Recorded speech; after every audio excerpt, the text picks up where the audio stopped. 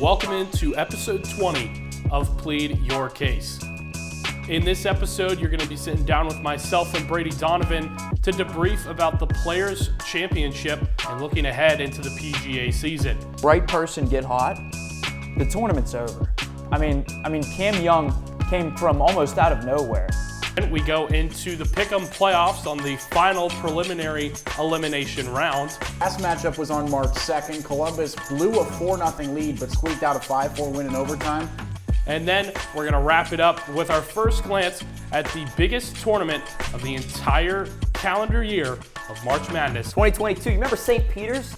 The team that their weight room was next to a Philosophy 101 class, and they had games canceled because the roof leaked. All that and more here on Plead Your Case. Welcome into Plead Your Case, Waynesburg Community Television's national sports debate show, now expanding outside the realm of the Power 4 sports.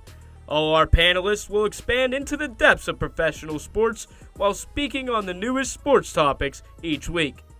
We're also bringing new mini-segments like I Got Something to Say, State of the Union, Pick'em Pools, while even bringing back a popular mini-segment, the 5 and 5. Here at PYC, we plan to create debates, create memories, and the best takes possible for you, the viewer. No one is safe. Every opinion, every angle will be challenged and discussed to further detail. So sit back, relax. It's now time to plead your case. Welcome in, ladies and gentlemen, and as said before, this is the Players Debrief and the look ahead into the PGA Championship season. I'm Joe Cirillo, your host for this segment, and joined alongside me to my left, Brady Donovan. We're going to be up here talking everything PGA, looking back at the Players Championship, which is considered the fifth major by many fans across the nation and across the world. Let's get right into it. Brady, thank you very much for joining me up here. It's good to be here. What a weekend. I mean, wow. Just an amazing weekend overall from not only the Players' Championship as a tournament, but also from the players out there on the course. Yeah, so what you saw this weekend is absolutely phenomenal. Like you said earlier, the Players is kind of the fifth major, according to fans. That's because, it's not like every other golf tournament, okay? This isn't a play-in tournament. People have to earn their spots to be there. It's a huge purse. Cam Young got $4.5 million for winning. That's more than Rory McIlroy got last year for winning the Masters. Mm-hmm. And what we saw this weekend was if you let the right person get hot, the tournament's over. I mean, Cam Young came from almost out of nowhere and finished the job to get his second PGA Tour win. And you pretty much know that whoever gets hot, it's their tournament. And often these types of tournaments at TPC Sawgrass and other tournaments that are, the signature events, RBC Heritage right after the Masters tournament, it's anybody's game. As soon as it goes into it, it is anyone's matchup. And it really comes down to the fact of what is that last few pairings going into it. For Cam Young, he went into it and had kind of like a Ryder Cup performance when he was paired up with Matthew Fitzpatrick, who was able to take the lead after, we'll get into him, Ludwig Oberg, and his performance on that final round. But yeah, as you said, the Players Tournament is just spectacular in itself. And many people are calling for it to be the fifth major. I think the biggest thing is that it just doesn't have the history that the other majors do have. No, I don't think it gets as much coverage and has as much deep-rooted history as, things like the Masters, which is coming up next month, the U.S. Open, the PGA Championship, and obviously the Open Championship. But Ludwig Oberg, a choke job as the definition. The guy had a 3-shot lead going into the final day. He was the 54-hole leader.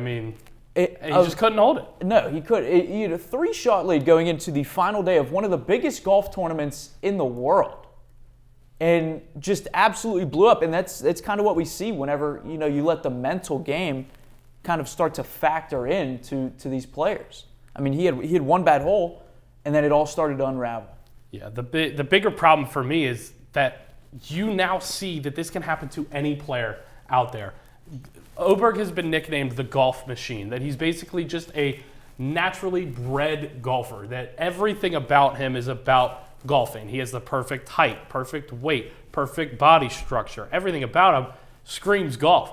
But what did he do? The most that he, should have won on Sunday? Not golf. I mean, the putting just was terrible from him.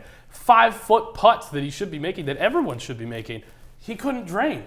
Drives going into the pond right near, or the lake right near it. It was not his day, and it showed immensely for him. He has 2 tournament wins in his career thus far after joining in 2023. So it's definitely something for him to kind of learn from. But you would think that with him being a part of the Ryder Cup, with him being in contention in last year's Masters tournament, he's kind of bred for the situation, and it just was not there for him. No, that tournament was not his tournament. The saying goes, each dog has their day. That was not Oberg's day. No, not that at all. was not Oberg's day. But it's going to be exciting to see him work throughout this year, especially coming off this big of a kind of deficit, if you want to take it. Kind of going to see how that mental game comes into his actual game now. Right.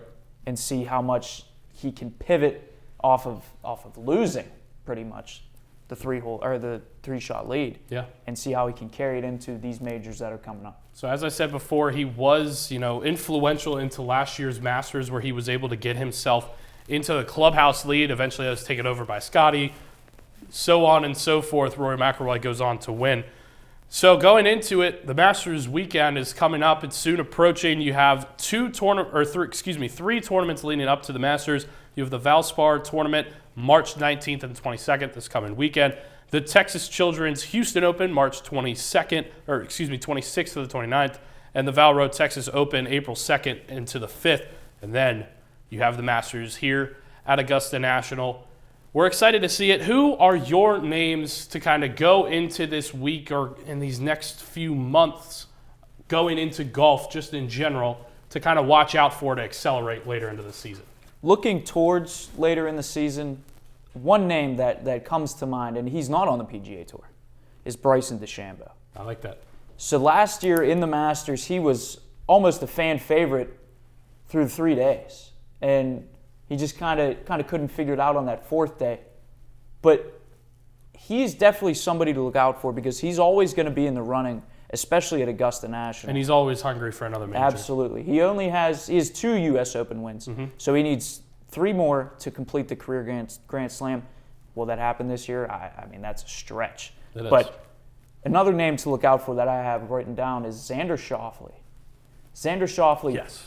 This week, past weekend at the Players, played phenomenal in his 3rd round. Especially down that later stretch in the 4th round. Yes. Birdieing 16, 17, 18 and securing that number 3 by himself. He played absolutely out of his mind, and he is always somebody that is going to be in the top 10. So to even count him out of this would be a shame. When it comes down to other guys that I'm looking to, you and I talked about it a little bit before this. Justin Thomas came into the season only 2 weeks ago. He had back surgery. Normally, back surgery for golfers, game over. Don't even count him for this season. What did he do? Came in and he tied for 8th place in the Players' Championship. 8th place after only 2 starts for him. For him, this is going to be a season to watch, I think. If he's that desperate and he wants to get these wins, this is his time now.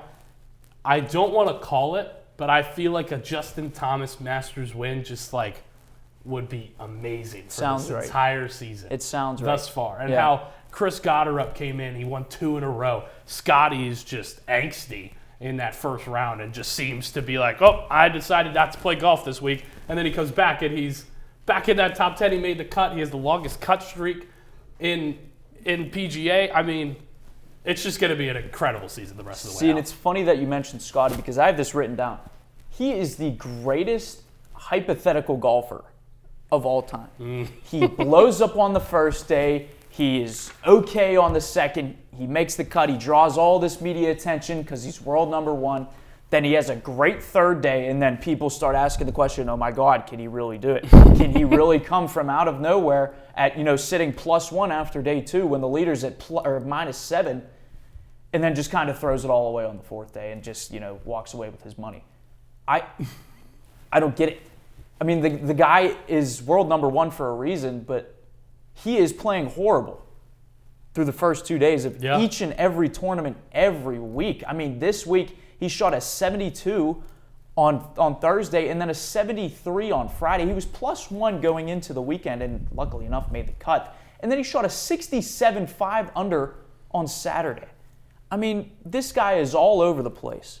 And it's going to be interesting to see how he kind of locks in as a 2-time Masters winner as we move towards this first major of the year. Yeah. For that first major of the year, there's a lot of names to throw out there. You have Justin Rose that competed in the playoff against Rory. He's always been kind of looking for that Masters as well. So lots of names to look out for. But there's one name that's always on the docket that seems to be a pressing issue. That's Tiger Woods. Is this the time that we see Tiger come back? His last victory, 2019 Masters. We all know it. We all remember it. The return to glory. Does Woods return to glory 2.0 at some point? Return to glory, no.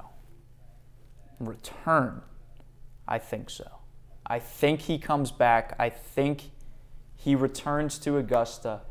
Does he make the weekend? I'm not so sure. Does he withdraw because he tears his other Achilles? I'm not so sure. But I do think that we see a return of Tiger Woods to the glorious tournament of the Masters. We shall see, and we'll find out more here on Plead Your Case. We thank you very much, Brady, for joining us here on the desk. For myself and Brady, thank you very much for tuning in and letting us talk about golf a little bit more, which we don't tend to be able to do a whole lot. Hopefully we'll be able to discuss the Masters later on, or maybe even what the PGA is looking like towards the end of our semester here. We're going to send it over to the Pick'em Playoff for the last preliminary matchup here on Plead Your Case.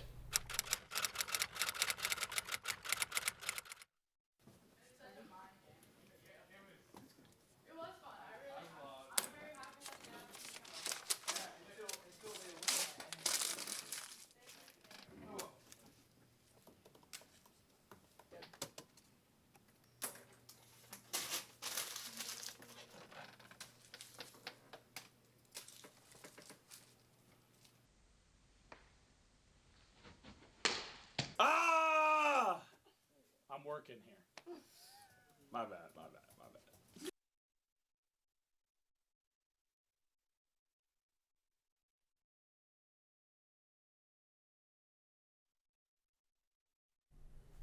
Welcome back inside Plead Your Case. It's time for the playoff pick'em segment. It's the final preliminary matchup. Logan Arblaster in the Pittsburgh Penguins jersey, Brayden King in the Columbus Blue Jackets jersey. Speaking of the Columbus Blue Jackets, first matchup, the Rangers versus the Blue Jackets.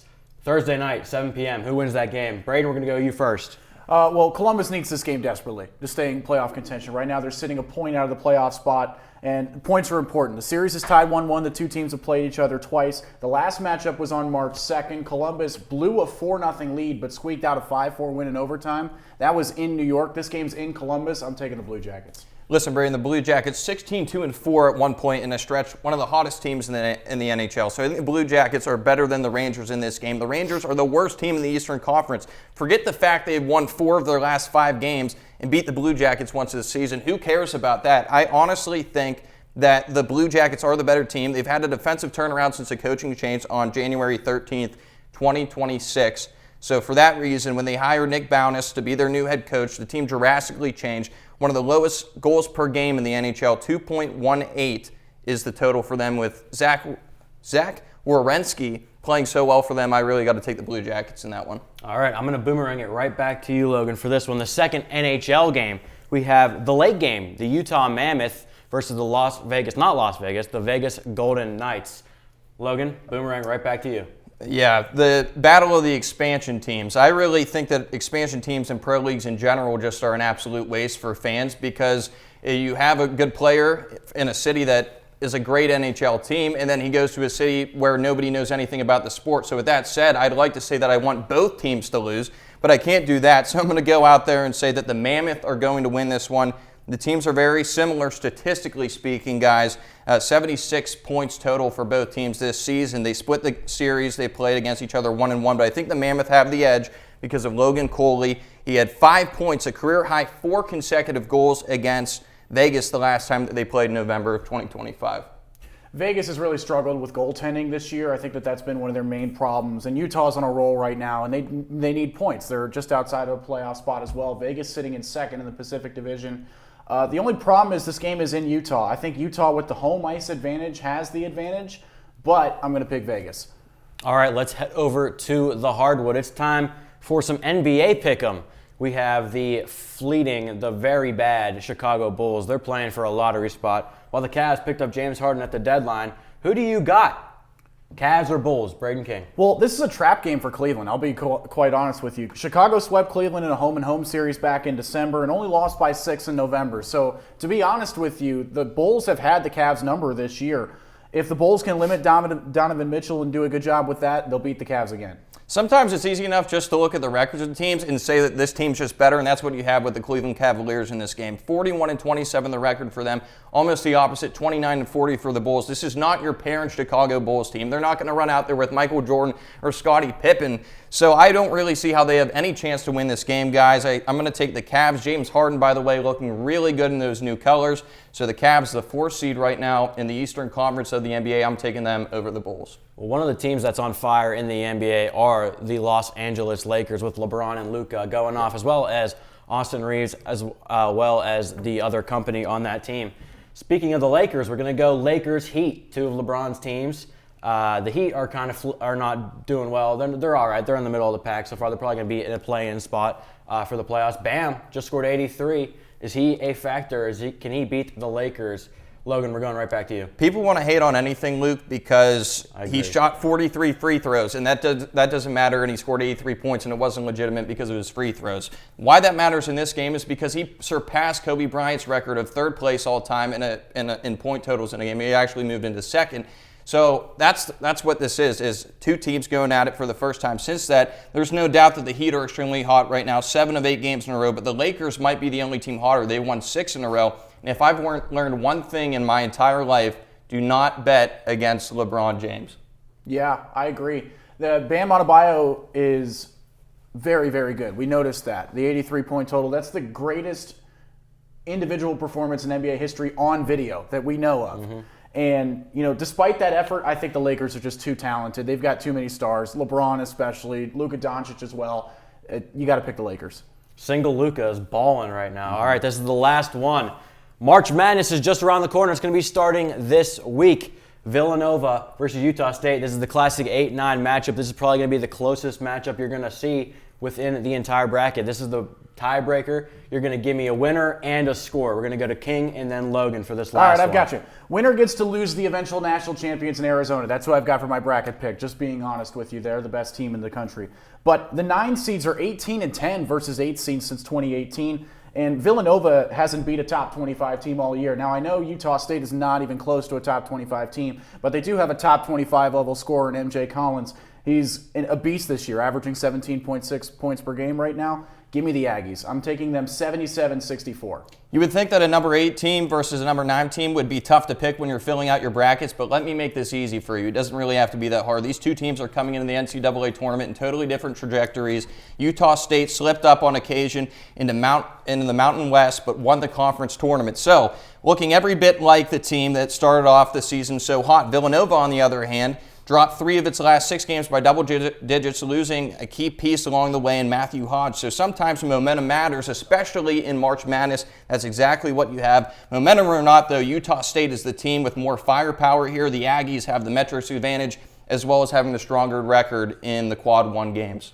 All right, well, we'll see how those games play out on Thursday night. That's it for this week's playoff pick'em round. That was the final preliminary matchup. Join us next week for the next round of the playoff pick'em.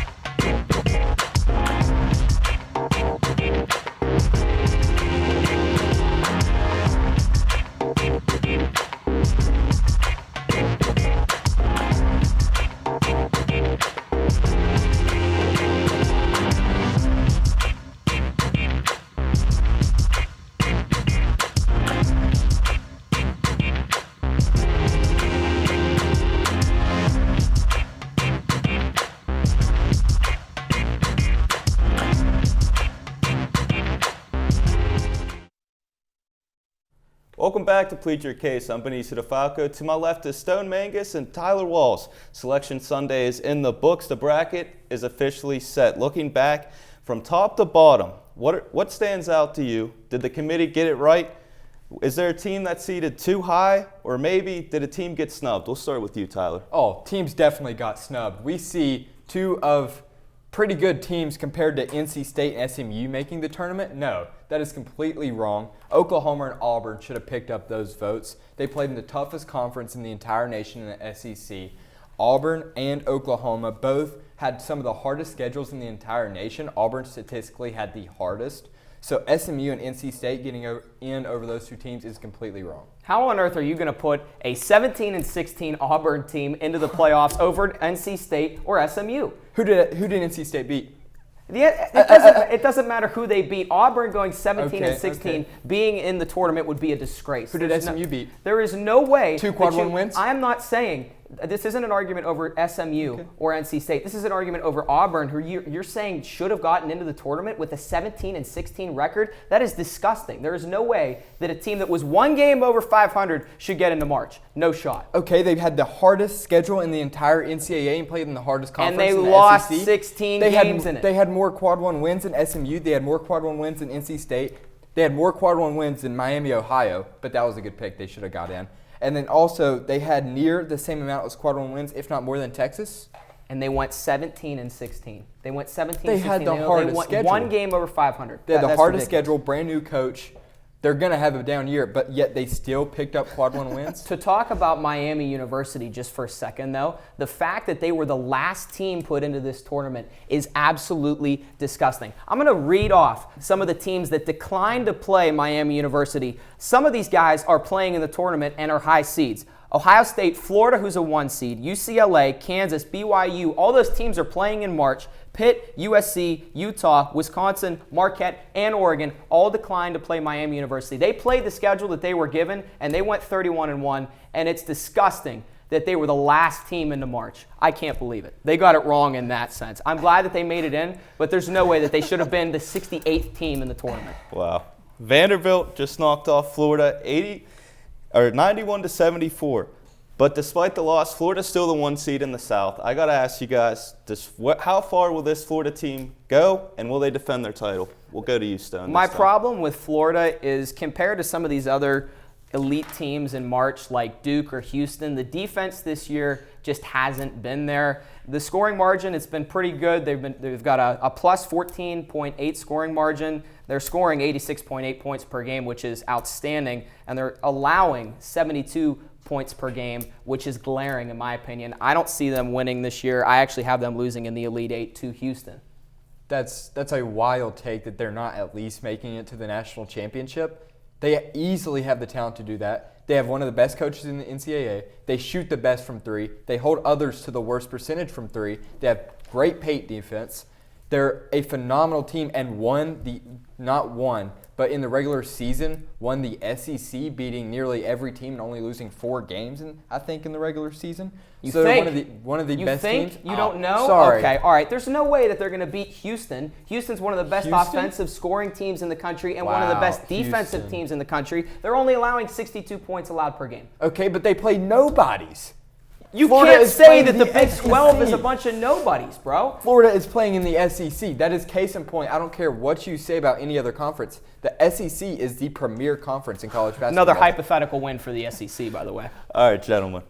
Last season we saw something rare. All number 1 seeds in the Final Four. Duke, Florida, Arizona, and Michigan lead the way this season. Do you think we see a repeat of the dominance this year, or will the tournament bring more chaos? Back to you, Walls. I think it's a lot more chaos. I have Arizona losing in the round of 32. I have Michigan losing in the Sweet 16. The only 2 1 seeds I have is Florida and Duke making it that far. I just don't see the amount of dominance that we've seen last year from the 1 seeds. The 1 seeds in this tournament just aren't as strong. Yeah, I actually only have one number 1 seed making it to my Final Four, and that's Arizona out of the Big 12. I have 2 number 2 seeds, Iowa State and Houston, making it to the Final Four. Then a little bit of a surprise coming out of that region with Duke. I have Kansas making my Final Four, knocking off the Duke Blue Devils in the Sweet 16. Yeah. Kansas. So you like Kansas? Any team that's coached by Bill Self has a chance to win a national All right, then title. let me ask you this. So one of the popular picks or upsets is number 13 Cal Baptist over number 4 Kansas. Do you like this upset, or is there another one that sticks out to you in the first round? I don't like it at all. I think Kansas is going to roll in this game. Two upsets that I'm looking for: High Point over Wisconsin. High Point, they're coming in 30-4. The betting line keeps shifting a little bit towards High Point as we get closer to Thursday. And then Akron over Texas Tech. Texas Tech is coming into this game without some of their guys. And Akron, they went 29-5 in the MAC. They've won 19 of their last 20 games. Look out for the Zips. The MAC. Okay. The MAC. They won the MAC. Whoop-de-doo. They're coming in hot. But any Texas team can Tech's win beating any them. game in March. I'm just going to dismiss that. Kansas is going to destroy Cal Baptist. Darren Peterson's the best player in college basketball. Second best. Sorry, we'll save that for future relevance. Moving on to the most important and going to be the biggest upset, we have Penn over Illinois. How do you not have that? TJ Powers, 44 points in the Ivy League championship, a 5-star transferred from Duke and Virginia into Penn and dropped 44-38 in multiple games. And then also High Point over Wisconsin, like you mentioned, Chad Johnston, the next Jack Goldie. We're talking about Ivy. We're talking about the Ivy League. Look at Princeton The only last thing year. that the Ivy League is good for is producing lawyers, okay? There's no way that Penn is beating Illinois. No shot. Look at Princeton last year. Sweet 16. Okay. The Ivy League. The Ivy League always has something special brewing. Don't sleep on the Ivy League. All right, a little bit of a two-parter, a wrap-up. I hate to put you guys on the spot. When it's all said and done, who's going to be cutting down the net at the end of March? And then also, who's your MVP of the tournament? Who's going to be the best player that we're going to see? So I believe that the Iowa State Cyclones are going to take home the national championship this year. They are one of, if not the best defensive teams in the country. They're allowing just about 60 points per game allowed, which ranks among the top leaders in the country. They are among the leaders in takeaways and steals per game. And Iowa State has an advantage because games always slow down in March. They're not going to be pushing the floor like these other teams like Duke or Michigan or Arizona. The game slows down, and Iowa State is going to take advantage of this. Milan Momcilovic is going to take home the MVP for the Cyclones after they cut down the nets. Iowa State. You think that Iowa State's making it past the second round? Iowa State's not beating Kentucky. All right, bro. Here Iowa we go. State's not beating Kentucky. Here we go. Otega Owe's dropping 35+ on Iowa State. They can't guard the paint. They can guard the perimeter. You said 30 Yes. plus? That's okay. I'm going to write that down. Otega Owe's here. dropping 30 plus on Iowa State's head. And Kentucky's going to win it all. Don't quote me. Kentucky has the deepest team in the college basketball tournament when healthy. Jaden Quintus possibly returning. Jalen Lowe possibly returning. Cam Williams is back. They are now one of the most deep teams in the entire college basketball. Absolutely not. And then they're going all the way with Mark Pope and winning number 9. Do you want to talk about the last 6 years for Kentucky in March Madness? Okay, let's that's a go different over them. coach. Let's That's go Calipari. over them. You ready? That's 2025, they beat number 14 Troy, whoop-de-doo, and number 6 Illinois, who always chokes in March.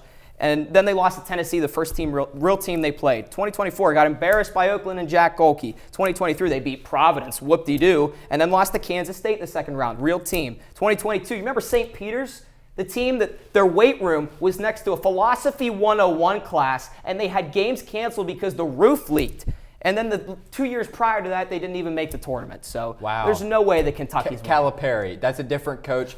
He stepped down. He went to Arkansas because he couldn't handle the pressure of coaching at Kentucky.